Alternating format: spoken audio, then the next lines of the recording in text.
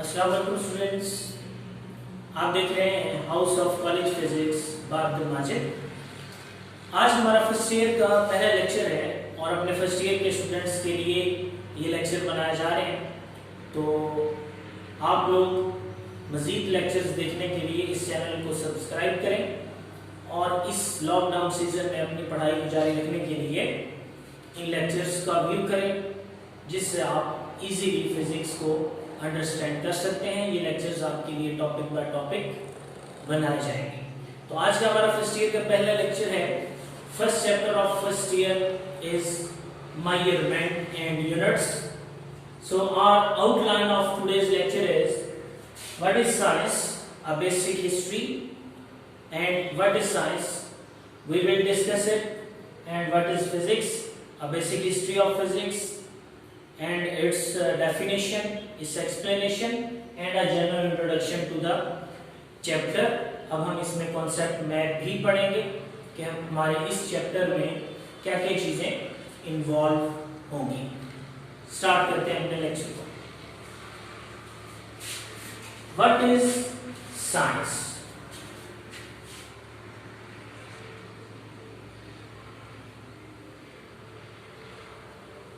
Science क्या है? According to philosophers, it is a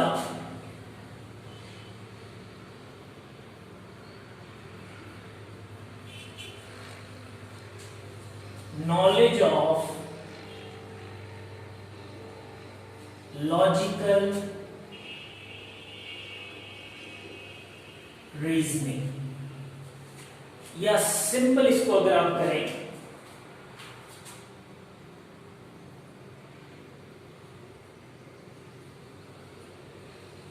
study of nature. Nature की study को हम साइंस कहते हैं। क्यों कहते हैं? कि ह्यूमन नेचर है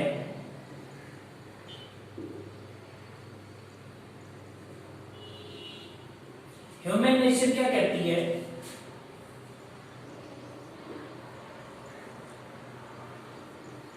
टू ऑब्जर्व। ह्यूमन की नेचर यही है कि इंसान ऑब्जर्व करता है चीजों को।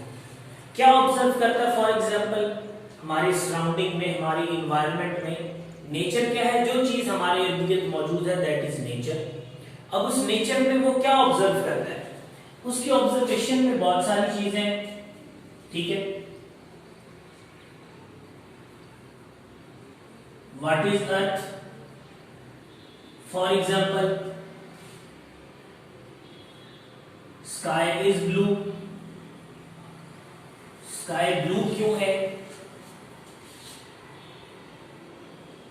सन इज हॉट, ये हॉट क्यों है? ग्रास इज ग्रीन, घास ग्रीन क्यों होता है? पौधे ग्रीन क्यों होते हैं? ठीक है। करंट कैसे फ्लो करता है? ये सारी चीजें, ये तो डिस्कशन है। तो जितनी मर्जी चीजें आप नेचर में इन्वॉल्व कर रहे हैं, ये सारी ऑब्जर्वेशन से ड्राइव है। तो ह्यूमन नेचर यही है कि अ पर्सन और a human having the nature to observe. जब वो ऑब्जर्व करेगा तो क्या करेगा?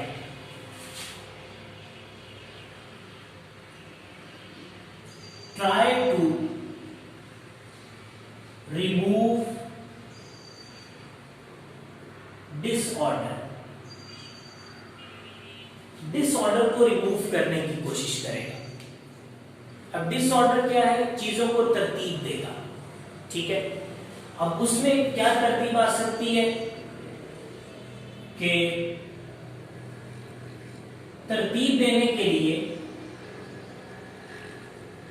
एक्सपेरिमेंट्स परफॉर्म करेगा। एक्सपेरिमेंट होंगे तो क्या होगा? रिजल्ट्स होंगे हमारे पास। ये ह्यूमन नेचर है। तो इस नेचर की वजह से ये जो सारी चीजें अंडर ऑब्जर्वेशन आती हैं और उनसे डिसऑर्डरनेस खत्म होती है, उससे एक्सपेरिमेंट परफॉर्म होते हैं, फिर हमारे पास सर्टेन रिजल्ट्स आते हैं। तो ये सारा कहां से शुरू होता है? नेचर की स्टडी से। इस पूरी स्टडी को हम क्या कहते हैं? साइंस कहते हैं। ठीक है, तो एक ही हमारे पास बिफोर 18th सेंचुरी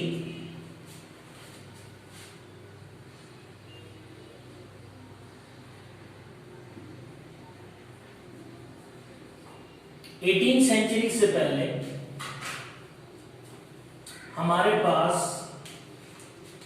सिंगल, आप कहते हैं सिंगल डिस्कशन सब्जेक्ट था। ठीक है, और उस सब्जेक्ट को हम क्या कहते हैं? नेचुरल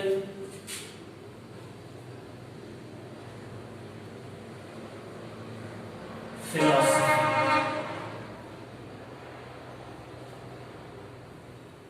उसको नेचुरल फिलॉसफी कहते हैं। और जो इनको स्टडी करते हैं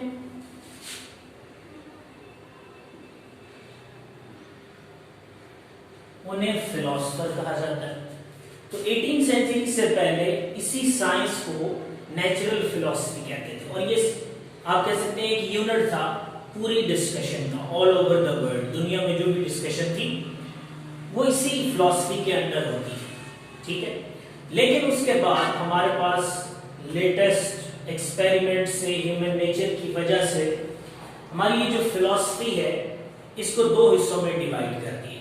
ठीक है, तो इस फिलॉसफी के दो हिस्से क्या हैं?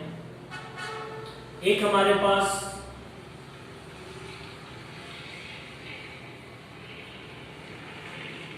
फिजिकल साइंस और एक हमारे पास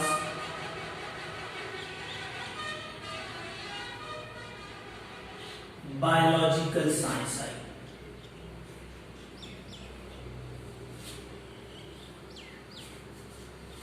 फिजिकल साइंस किससे रिलेट करती है?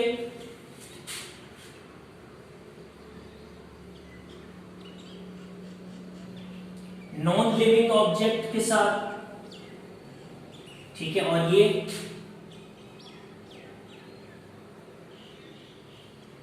लिविंग ऑब्जेक्ट के साथ रिलेट करती है। ठीक है, तो इस नेचुरल फिलॉसफी जो पहले वन यूनिट था पूरी डिस्कशन का, उसको डिवाइड कर दिया फिजिकल साइंसेस में। तो अब हमारी जो डिस्कशन है इस हिस्ट्री ऑफ साइंस के बाद, वो हिस्ट्री और व्हाट इज फिजिक्स उसके ऊपर है। तो हमारी जो डिस्कशन है वो इंक्लूड होती है फिजिकल साइंसेस में। ठीक है, फिजिकल साइंसेस हमें क्या बताती हैं? फिजिकल साइंस हमें बताती है, इसकी 4-5 ब्रांचेस हैं। जैसे इसमें सबसे पहले हम अपना फिजिक्स को ले लेते हैं। सबसे पहले हमारे पास फिजिक्स है, फिर केमिस्ट्री है, फिर जियोलॉजी है, फिर मैथमेटिक्स है। They all are included in physical sciences, they deals with the non living things. ठीक है, और वो जो बायोलॉजी है, जूलॉजी है, botany, they all are included in biological science, living thing के साथ जो है। तो अब ये जो वर्ड फिजिक्स है, ठीक है, ये भी लैटिन वर्ड है और ड्राइव्ड है फिजिका से। फिजिका क्या बताता है? ये भी स्टडी ऑफ नेचर को ही बताता है। ठीक है, ये भी इसकी जो मीनिंग है वो भी स्टडी ऑफ नेचर की ही है। ठीक है, तो अब जो फिजिक्स है एक्चुअली वो किस पे डिपेंड करती है? उसमें क्या चीजें हम डिस्कस कर सकते हैं? अब उन चीजों को जब हम डिस्कस करेंगे तो जो हमारे पास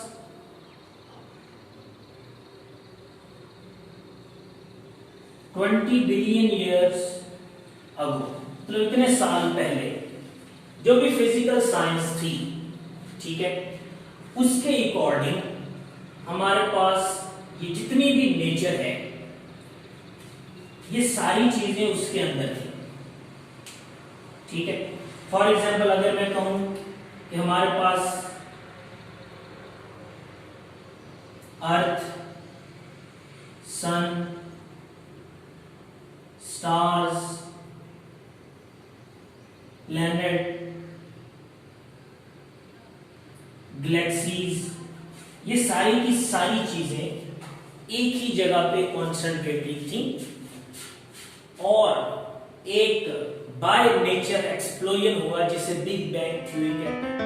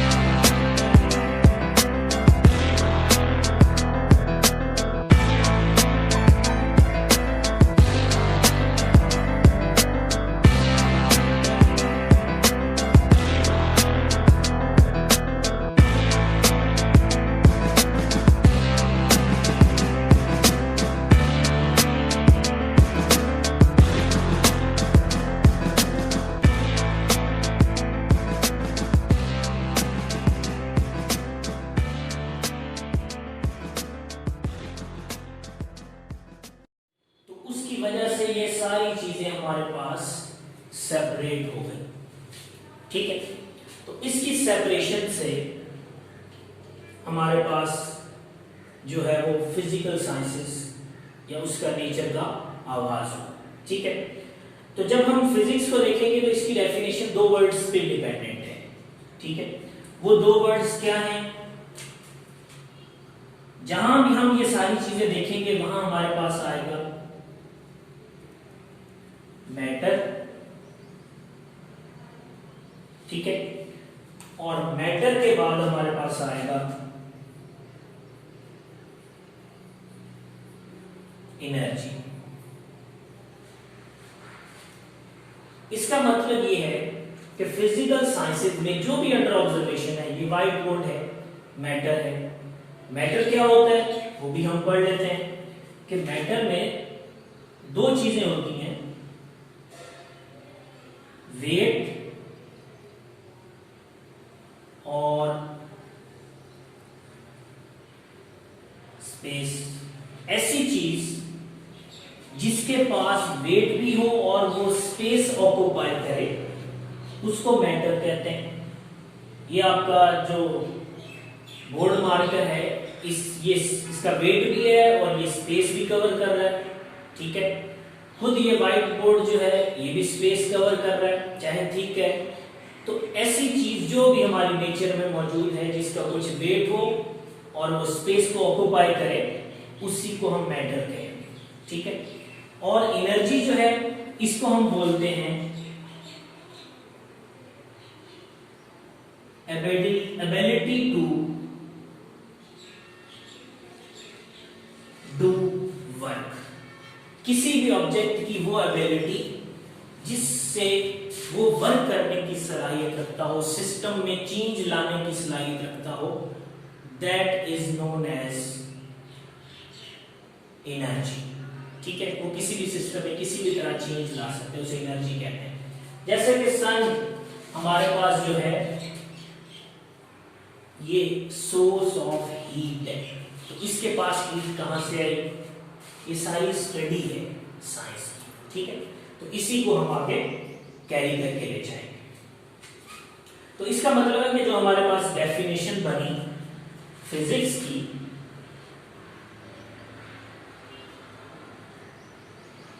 उसको अगर हम देखें तो अगर प्योर डेफिनेशन देखें, it is a study of energy and matter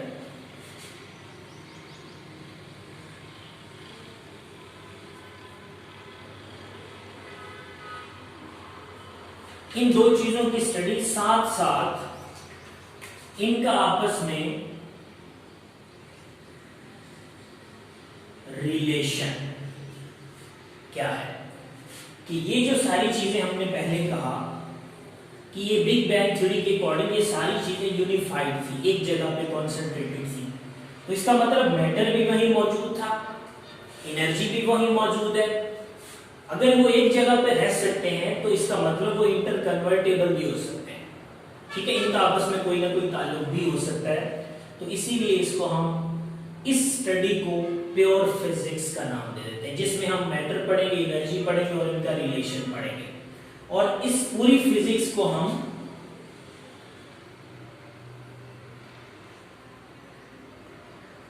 fundamental science भी कहते हैं, ठीक है। ये सब साइंसेस में से आप कह सकते हैं कि एक बेसिक साइंस है, फर्स्ट नंबर पे फिजिकल साइंसेस में से, जो डिस्कशन करती है नॉन लिविंग ऑब्जेक्ट्स के बारे में। और मैटर तो हर ऑब्जेक्ट की प्रॉपर्टी है, ठीक है। चाहे उस पर आपने मैथ्स अप्लाई करना है, उस पर आपने कोई केमिस्ट्री अप्लाई करनी है, लेकिन उसमें मैथ्स इन्वॉल्व होगा, वेट इन्वॉल्व होगा और उसके पास जो एनर्जी है वो इन्वॉल्व होगी, ठीक है। तो ये हमारे पास एक साइंस की हिस्ट्री और नॉलेज, ठीक है। स्टडी ऑफ नेचर, नेचर की स्टडी क्या है? ह्यूमन नेचर है कि वो क्या करता है? ऑब्जर्व करता है। क्या ऑब्जर्व करता है? कि ये सारी चीजें जो एनवायरनमेंट में है। अब जब वो ऑब्जर्व करता है तो क्या होता है? Try to remove disorder. बहुत सारी चीजों में डिसऑर्डर है, मतलब ये है कि वो एक्सपेरिमेंट करेगा और कुछ रिजल्ट बनाएगा। हर चीज को जानने के बाद वो उसकी तरतीब बनाएगा कि पहले ये हुआ फिर ये हुआ, ठीक है। तो जो भी एक्सपेरिमेंट करेगा। तो before 20th century natural philosophy, जिसे हम सिर्फ साइंस कहते थे, ये एक यूनिफाइड सब्जेक्ट था। और इसके जो पढ़ते हैं फिलोसफर कहते हैं। इसमें फिजिकल साइंसेस बाद में डिवाइड हुई, biological sciences, physical non living thing, biological living thing के साथ रिलेट करती हैं, ठीक है। और फिजिकल में सबसे पहले हमारे पास क्या आता है, ये फिजिक्स आती है, ठीक है। इसके बाद केमिस्ट्री, मैथमेटिक्स, जियोलॉजी एक्सेट्रा दिया और आगे इंक्लूडेड इन फिजिकल साइंसेस। लेकिन हमारा डिस्कशन फिजिक्स के साथ है तो हम फिजिक्स पढ़ेंगे। Derived from a word physical Latin word, जिसका मतलब भी स्टडी ऑफ नेचर ही है, ठीक है। तो 20 बिलियन ईयर्स अगो हमारे पास क्या कॉन्सेप्ट था फिजिकल साइंसेस में या नेचर के बारे में, कि नेचर जो है वो एक जगह पे कॉन्फाइंड थी, ठीक है। मतलब हमारे पास जो भी चीजें हैं ये सारी एक ही जगह पे मौजूद थी। उसमें मैटर भी था, एनर्जी भी थी। मैटर क्या होता है, वेट और स्पेस जिसके पास हो, और energy ability to do work, इन दोनों की स्टडी को हम क्या कह देते हैं, फिजिक्स कह देते हैं, ठीक है। अब हमारी बारी है कि हम अपने चैप्टर को एक्सप्लोर करें कि व्हाट वी विल डिस्कस और कैलकुलेट इन दिस चैप्टर। तो हम इस चैप्टर में क्या पढ़ेंगे, तो इसको हम बेसिकली क्या कहते हैं, कॉन्सेप्ट मैप। होपफुली आपने इस जनरल हिस्ट्री को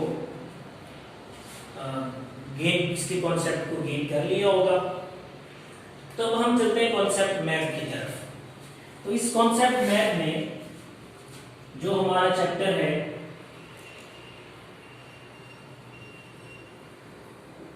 मेजरमेंट्स, उसमें क्या क्या चीजें पढ़ेंगे, ठीक है।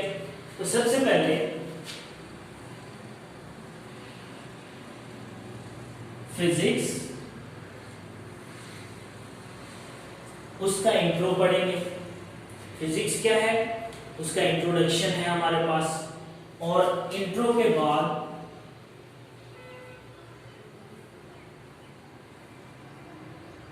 इंपॉर्टेंस क्या है ये भी पढ़ेंगे कि हमारी डेली लाइफ में फिजिक्स की इंपॉर्टेंस क्यों इन्वॉल्व होती है, ठीक है। उसके बाद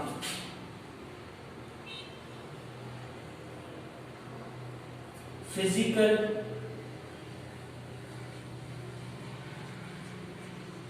क्वांटिटीज पढ़ेंगे, ठीक है। फिजिकल क्वांटिटीज की दो टाइप्स हैं हमारे पास, हमें पता है, बेस और ड्राइव। इसी तरह फिजिकल यूनिट्स भी हैं, ठीक है, जिसे बेस यूनिट और ड्राइव यूनिट्स भी कहते हैं। इसके बाद हम पढ़ेंगे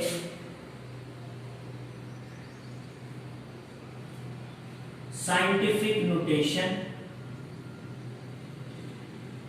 कि साइंटिफिक नोटेशन क्या है, हम इसको किस तरह इस्तेमाल करते हैं अपनी साइंस के अंदर, किस तरह क्वांटिटीज को एक्सप्रेस करने के लिए इस्तेमाल की जाती है। उसके बाद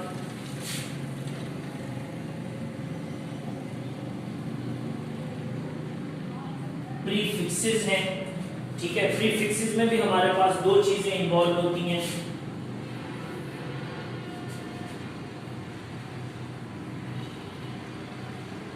मल्टीपल और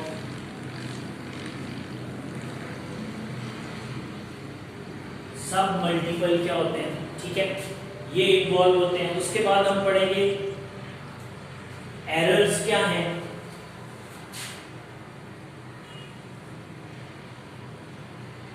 एरर्स क्या होते हैं, इसकी टाइप्स हमारे पास एरर्स की हैं,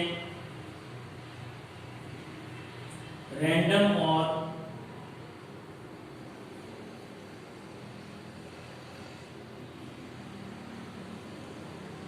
सिस्टमैटिक। फिर आगे इनकी फर्दर टाइप्स भी हमारे पास हैं, ठीक है। फिर सिग्निफिकेंट फिगर्स,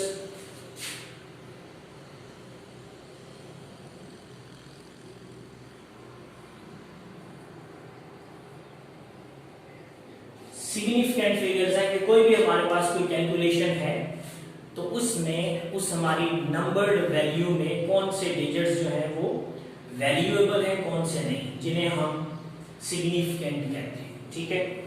और एंड में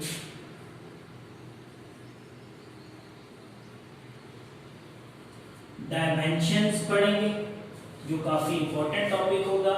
अब डायमेंशंस के अंदर फिर हम पढ़ेंगे यूजेस, यूजेस क्या है इसके, क्यों हम इसको इस्तेमाल करते हैं,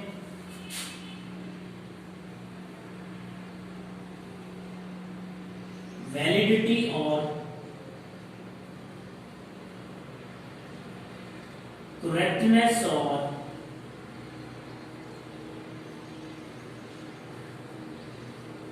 डेरिवेशन, किसी भी क्वेरी की डेरिवेशन के लिए इसको इस्तेमाल किया जाता है। ठीक है, और यहां पर हमारे पास एक चीज यहां पर रहेगी, वो हमारे पास है